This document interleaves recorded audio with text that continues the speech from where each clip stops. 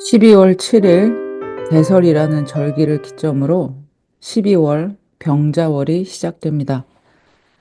해자축의 깜깜하고 어두운 시간에 병화가 환하게 떴으니 희망의 한 달이 되려나 싶습니다.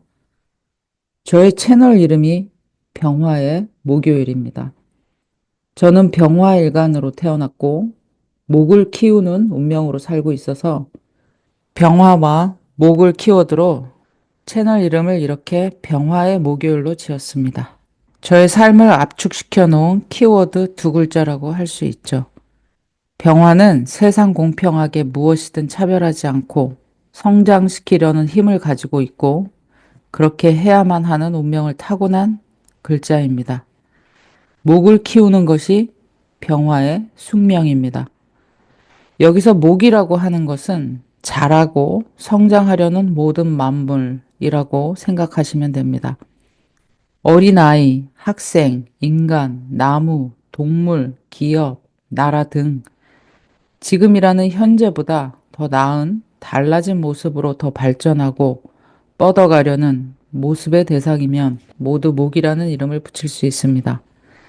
90먹은 노인도 노인대학에서 뭔가를 배우고 있다면 그도 병화가 기꺼이 키우고 싶은 대상인 목이 되는 것입니다.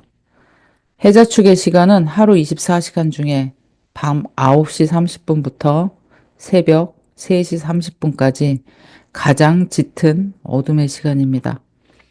이 시간이 어떤지 한번 생각해 보세요. 활동하고 떠들고 일하고 뭔가 버리는 시간이 아닙니다. 너무나 고요하고 조용한 시간이라 오히려 누가 떠들고 북치고 장구치면 시끄럽다고 좀 조용히 하라고 야단 맞는 시간입니다. 그런 분위기를 그대로 해자축 월 단위로 옮겨서 생각하면 되고 해자축 연 단위로 옮겨서 생각하면 딱 맞습니다. 그리고 대운이 해자축 대운이라면 그러한 낮은 데시벨의 조용한 시간이고 움직이고 싶어도 뭔가 잘 되지 않는 정말 느리고 한가한 시간을 맞이했다고 생각하면 됩니다. 한 해, 1년 12달을 생각하면 매년 11월, 12월, 1월이 이런 비활동기의 시간으로 생각하면 쉽습니다. 그 중에서도 자월은 해자축의 시간의 가장 정점에 있는 시간이고 음의 시간이면서 양을 지향하는 일양의 시간입니다. 일양이란 극음의 회수, 11월에서 새 생명의 기운이 발화하는 듯한 양의 기운이 쬐끔 생겼다는 의미입니다. 양의 기운이 극에 달하는 때는 사화, 그러니까 5월입니다. 사화의 기운은 육양이라고 해서 양의 기운이 꽉꽉 차 있는 극양의 상태라고 할 수 있습니다. 뱀사자를 쓰는 사화를 가진 자, 양기가 넘치고 활력과 활동력이 극에 달해서 자칫하면 과잉 행동으로도 보일 수 있고 밤에 잠을 잘 못 잘 수도 있습니다. 사화와 같은 병화가 천간에 떠서 축구장이나 야구장 야간 불빛같이 환하게 비추고 있는 모습이 12월 병자월의 모습입니다. 자야 하는 고요한 시간에 엄청난 불빛이 들어왔으니 잠을 못 자겠네요. 사람들을 깨우고 일어나라고 재촉하는 모습입니다. 어두운 곳을 비춰 샅샅이 다 보는 모습이니 비밀은 없다라고 소리치는 것 같기도 하고 잠들고 고요한 자들이여 모두 일어납시다라고 외치는 것 같기도 합니다. 쉬고 자고 싶은 사람에게는 괴로운 12월 한 달이 될 것이고 아직 자고 싶지 않았던 쉬고 싶지 않은 사람들에게 병화는 활동의 강력한 시그널로 보일 것입니다. 하지만 지지를 타이밍으로 보고 천간을 벌어지는 일로 봤을 때 12월의 병자월은 엇박자의 시간임이 틀림없습니다. 병화는 해자축의 시간에 힘을 제대로 발휘할 수가 없죠.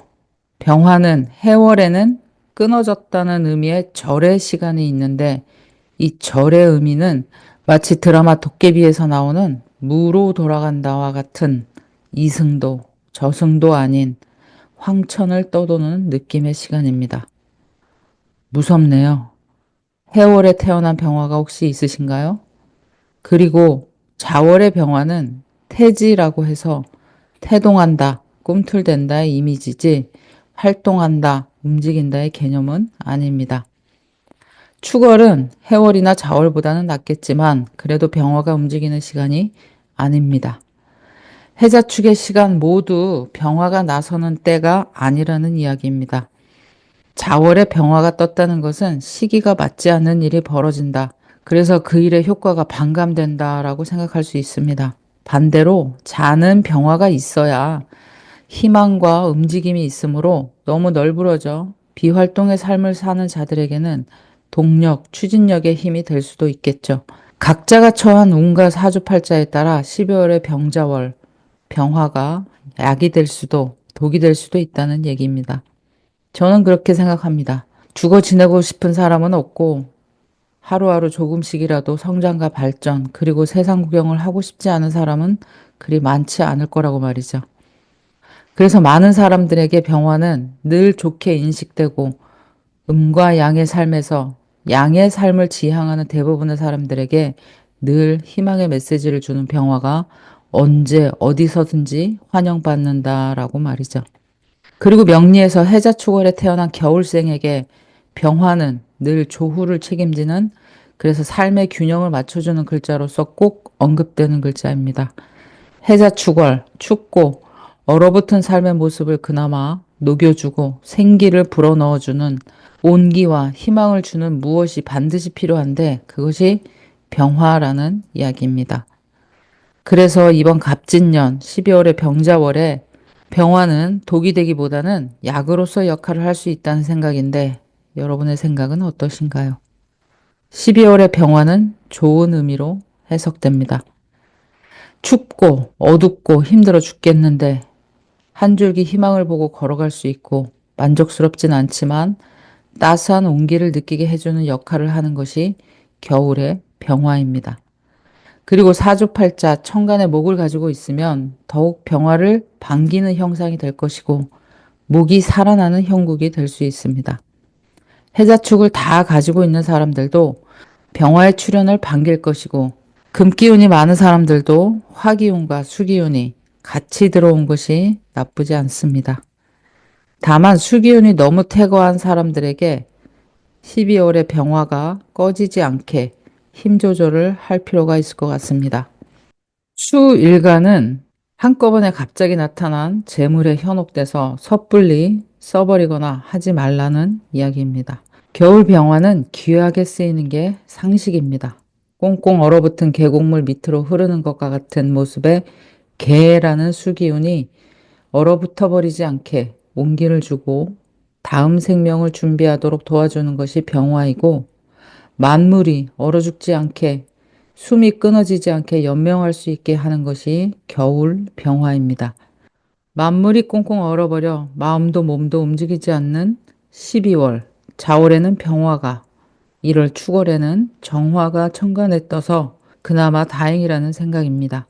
갑진년의 12월 병자월은 천간에서는 목생화하려는 기운이고 지지에서는 자와 진의 수기운이 힘이 강해지는 형상이라 정신은 활동과 교류, 뭐든 하려고 하는 의지가 강하지만 수기운이 강해서 뜻대로 되지 않는다라고 해석할 수 있습니다.